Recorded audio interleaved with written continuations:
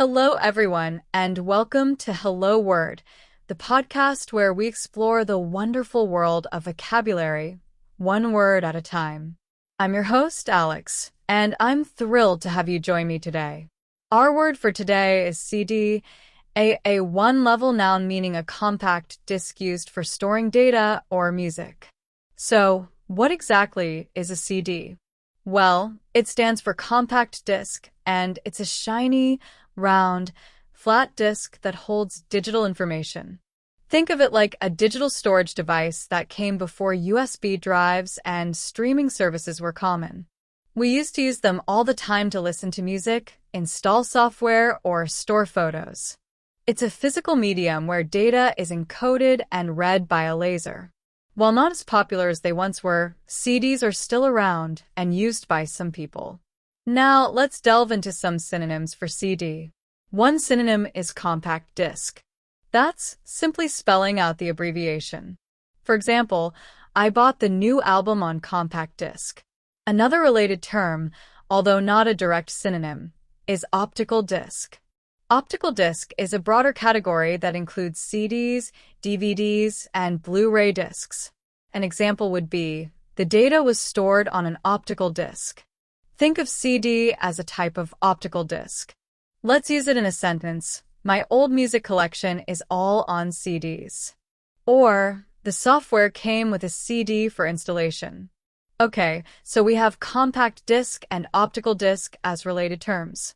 Now, let's consider some antonyms, or words that have the opposite meaning. This is where it gets a little tricky because the opposite of a physical storage medium would be a digital one. So let's think about ways we store music or data these days. One antonym could be streaming service. Streaming service allows you to listen to music or watch movies without owning a physical copy. Instead of buying the CD, I just subscribed to a streaming service. Another antonym could be digital download. This refers to downloading music or software directly to your computer or device. For instance, I opted for a digital download instead of purchasing the CD. A third antonym could be USB drive. A USB drive is a small, portable storage device that replaces CDs for many purposes. Example, I transferred the files to a USB drive, so I didn't need the CD. So, our antonyms are streaming service, digital download, and USB drive. Now, let's talk about how you might use CD in everyday life. You might say something like, I'm burning a CD of my favorite songs for the road trip. Or, do you still have a CD player in your car? Another example, the software installation requires the CD. In common expressions, you might hear someone say, that song is so old, it's practically on CD. This is a humorous way of saying something is outdated. Here are a few more example sentences using CD. The old computer only has a CD-ROM drive. I found a box of old CDs in the attic. She carefully cleaned the CD before putting it in the player. The music store has a section dedicated to CDs. He prefers the sound quality of CDs over digital music. Let's make it more conversational. Hey, did you ever get that new album on CD? No, I just stream it online. Oh, right. I forgot people don't really use CDs anymore.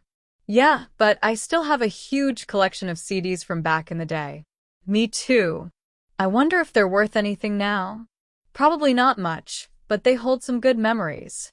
Okay, that brings us to the end of our exploration of the word CD. Just to recap, CD is a one-level noun meaning compact disc, a digital storage medium that was popular for music, software, and data. Synonyms include compact disc and optical disc, while antonyms include streaming service, digital download, and USB drive. I hope you found this episode helpful and informative. Thank you so much for tuning in to Hello Word. I really appreciate you spending your time with me. If you enjoyed this episode, please consider subscribing to the podcast and leaving a review. Your support helps other learners find the show. And now I have a challenge for you. Create your own sentence using the word CD and share it as a comment below. I'd love to see what you come up with. Until next time, keep learning and keep exploring the wonderful world of words. Bye for now.